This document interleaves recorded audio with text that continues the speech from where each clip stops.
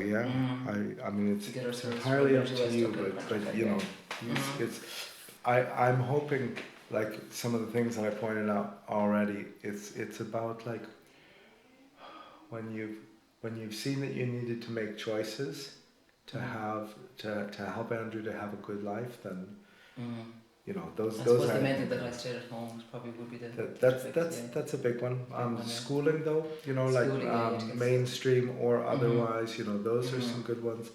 Um, and looking to the future, you know, about like what kind of life you envision for him and how you think you can help, how you think you can make that happen. Yeah. How I think I make it happen, yeah. Right on. Okay. So, okay. My name first. Okay. Hi, my name is Brega Kelly. We're here in this house in Menlo. Why I'm doing this video is because my son, Andrew, who has disability, autism. So Andrew is now 17. He goes to school in St. Joseph's Special School, which is a fantastic school. We had tried mainstream, but didn't work for Andrew. Andrew needed, more one-to-one. So he's been there for the last 7-8 years.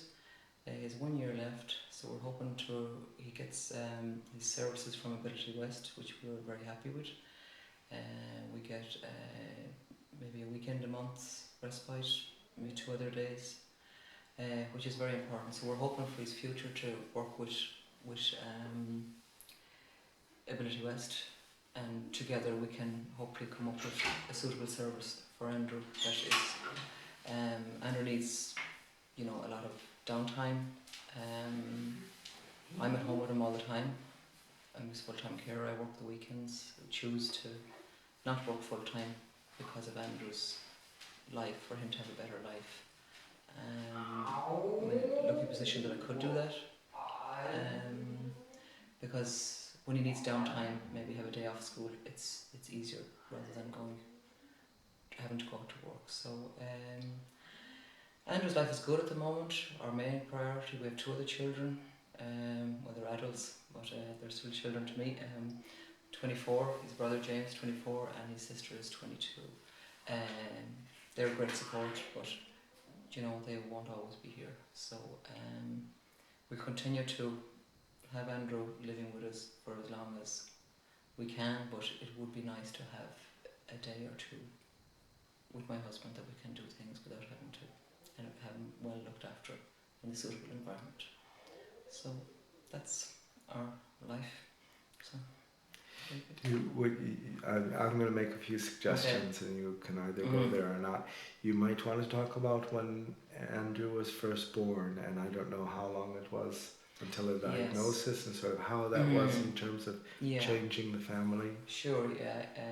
Andrew was born, he was our youngest. He seemed to be okay. One thing I did notice when he was a baby, that if I changed direction in the car, he would scream. In the buggy, when I just went left or right, he screamed. When I, was reversing the car, escalators. But we went along, but Andrew wasn't diagnosed until he was 5.5 with autism. We were told at 4.5 that he didn't have autism, and at 5.5, yes, they said he had a mild learning difficulties, which the placement was wrong. That's how the schooling went wrong at the beginning. He was placed in a mainstream school in a special needs class, but it wasn't really suitable. He needed more and more. So, but Andrew did talk when he was young. He did fully talk, and for some reason, when he was 4, it just all went. So he just had limited speech, So until we found the special school, which was just sorted everything out with. It was easier for us to manage Andrew. There has been tough times, but we've got through it, and the fact that I'm at home, I can do that, but everybody needs a break. So hopefully for the future that we'll kind of have a good balance, lifelong balance for the whole family, that we can, and maybe sometime if his brother or sister are living in another country, we would like to bring him on a plane. That's it, because he's never been on a plane. He hasn't experienced that, and I suppose to have the courage to do that would be the only way we do it if one of our other children were living abroad, you know. So even though I don't want them to go either, but sometime. So. Would you like to say something about them, about Andrew's siblings? Siblings, James 24 and Laura 22. They absolutely love their brother. Their friends come in, and they're all apart. You know, they all love him.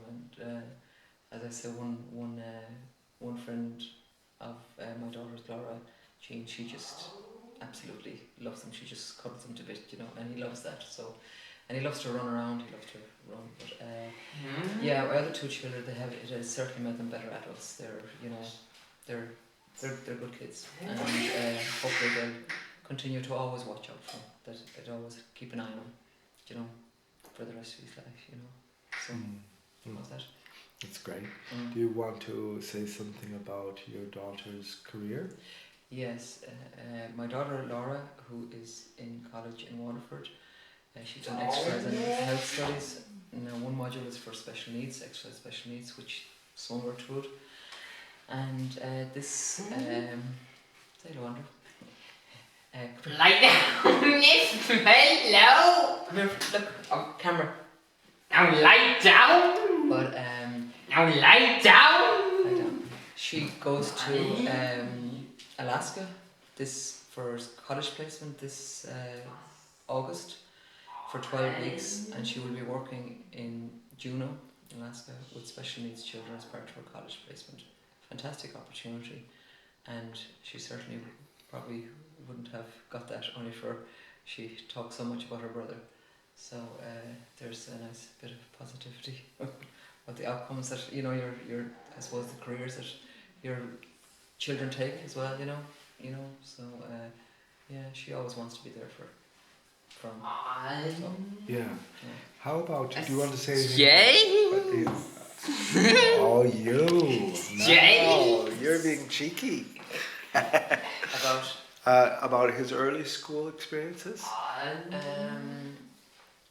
And how maybe you sort of, Andrew showed you how, or showed the school how things would need to be adjusted, or, you know. in his first year, there's the wrong school, is it? Yeah. Yeah, I don't know how I put that now, because it wasn't a great experience, so yeah, I suppose like Andrew was in a mainstream school in a, say they call it a learning difficulties class, but it was totally not, you know, they couldn't cater for him. They didn't know how.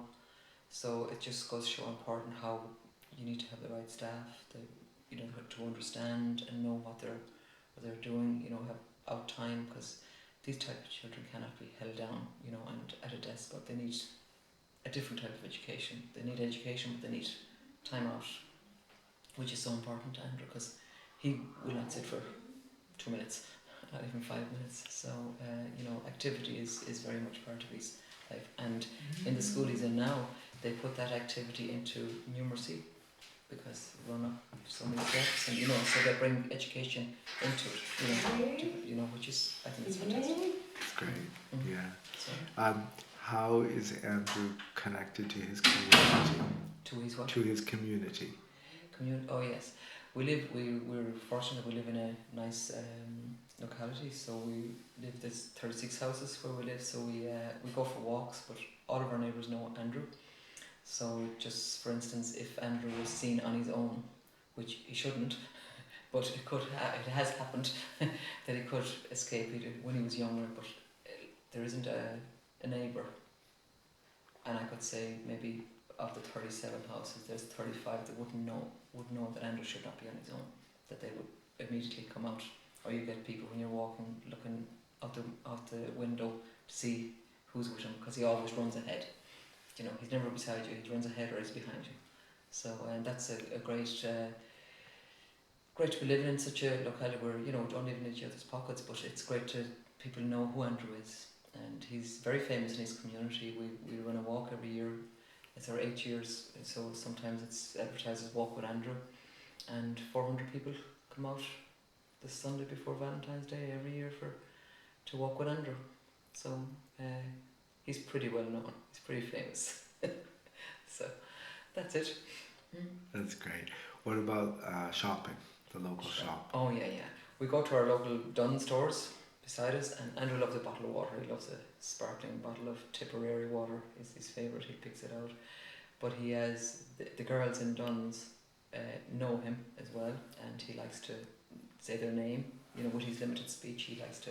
That's Bernie, or that's Hannah, and he likes to go to their aisle to pay them, and because he knows when he money handed over that he can unscrew the bottle of water then, and sometimes he likes to sit on a register and swivel around in the seat, you know, beside. So that's our experience in Dunn stores, and the girls are fantastic there as well. So more community spirit. So Lovely. What else does he like to do? Andrew goes horse riding on Saturday, which I haven't been there because I work on Saturday, but he absolutely loves it. But do you know, I think my husband Ray likes it even more. He, you know, it has to be the same lady, Maureen, I think her name is. She leads the horse, and he goes up on it, and he's, you know, he really loves. But my husband loves.